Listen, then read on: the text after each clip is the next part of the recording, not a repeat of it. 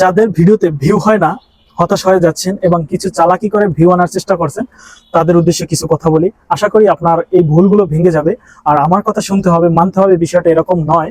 আপনার যাটা ভালো লাগে তারটাই মানবেন, তবে রিকোয়েস্ট থাকবে আপনি শুনে যাবেন। যদি আমারটা সঠিক মনে হয়, সত্য মনে হয়, আপনার কাছে ভালো লাগে, তাহলে আপনি মানবেন। তবে আমি যে কথাগুলো বলি, এই কথাগুলো কিন্তু আমি 100% মানি।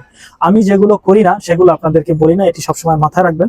চাইলে আপনি আমার পেজটা ভিজিট করতে পারবেন, প্রমাণ আপনি নিজেই পাবেন। এক নম্বর কথা হচ্ছে, আপনারা ভিডিও ভাইরাল করার জন্য বিভিন্ন হ্যাশট্যাগ ব্যবহার করেন, ভিডিওতে প্রচুর পরিমাণে ভিউ আনার জন্য বিভিন্ন গ্রুপে শেয়ার করেন, ভিডিওতে বেশি ভিউ আনার জন্য আপনারা মেনশন করেন, ভিডিওতে ভিউ আনার জন্য অন্য মানুষকে ট্যাগ করে পোস্ট করেন, ভিডিওতে ভিউ আনার জন্য নিজের কমেন্টে নিজে মেনশন করে হাইলাইট করে হ্যাশট্যাগ দিয়ে বিভিন্ন কমেন্ট করেন, যাতে আপনার ফলোয়ার্স, আপনার টপ ফ্যান সবাই নোটিফিকেশন পায় এবং আপনার ভিডিও দেখতে চলে আসে। আসল কথা হচ্ছে, এ ধরনের নোটিফিকেশন পেয়ে কেউ আসলে আসে না, আসলেও তারা ভিডিও দেখে না। যে আমার ভিডিওগুলো দেখবে না, তাকে জোর করে আমি দেখাতে পারবো না। তার কাছে নোটিফিকেশন গেলেই সে নোটিফিকেশন ধরে এসে কি আমার ভিডিও দেখবে? কখনোই না। আরো বিরক্ত হবে যখন আমি একটা পেজ বা প্রোফাইলের টপ ফ্যান হলাম, সে পেজে যখন ভিডিও আপলোড করে এমনিতেই তো আমার কাছে আসে, তারপর আলাদা করে যখন মেনশন করে টপ ফ্যান কমেন্ট করে, তখন আবার যখন নোটিফিকেশন আসে, আমি যখন আবার সেখানে যাব, গিয়ে দেখলাম আমার এই ভিডিওটা দরকার নাই বা দেখার প্রয়োজন নেই, তারপরে আমি কি করব, ভিডিওটা প্লে করে নোটিফিকেশনটা দেখবো ঠিকই, ভিডিওটা প্লে করে আবার চলে আসবো। তো এতে করে কোনো লাভ নাই, এতে আপনার ভিডিওর রিচটা আরো কমবে। যখন আপনি ভিডিও আপলোড করেন, অনেক দর্শক যখন আপনার ভিডিওটা প্লে করবে, কয়েক সেকেন্ড দেখে চলে আসবে, তখন আপনার ভিডিও রিচটা অনেক ডাউন হয়ে যাবে। আর যদি আপনার ভিডিওটা যারা পছন্দ করে, যাদের সামনে গেল, যাদের প্রয়োজন আছে, তারা দেখলো, 3 মিনিটের একটা ভিডিও যদি কেউ 50%, 60%, 70% দেখে ফেলে, তখন এই ভিডিওটা রিচটা অনেক বেড়ে যায়। এমনকি যদি 70%, 80% বা 100% অনেক দর্শক দেখে, তখন ওই ভিডিওটা ভাইরাল হওয়ার সম্ভাবনা অনেক বেশি থাকে। তাই আমি বলবো, আপনারা গ্রুপ শেয়ার, হ্যাশট্যাগ, এই যে আপনার বিভিন্ন চালাকি আর কি যেটা বলা হয়, এই ধরনের কাজগুলো করবেন না। দেখেন, আমি আমার কোনো পোস্ট, ভিডিও, লেখা, কোনো কিছু আজ পর্যন্ত একটা গ্রুপে আমি শেয়ার করিনি। যেটা আপলোড করার সময় 3টা গ্রুপে শেয়ার করার সিস্টেম ফেসবুক রেখেছে, আমি কিন্তু একটাতেও করিনি। তবে আপনারা করতে পারেন যেটা, যে আপনার ভিডিও আপনি আপলোড করছেন, আপনার যদি অন্য কোনো মোবাইল থেকে আলাদা এমবি ভরা থাকে, সেখানে সেই আইডি থেকে, আলাদা আইডি থেকে আপনারা বিভিন্ন গ্রুপে শেয়ার করতে পারেন।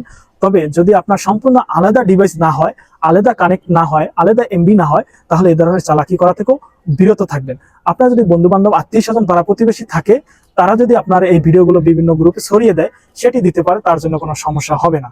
আর যারা গ্রুপ শেয়ার করেন, 3টা গ্রুপে শেয়ার করেন, আসলে এই গ্রুপের কোনো সদস্য, কয়জন সদস্য আপনার ভিডিও দেখেছে, কয়জন সদস্য আপনার কমেন্ট রেখেছে, যারা দেখার সরাসরি আপনার ভিডিও, তারা আপনার পেজে এসেই দেখবে।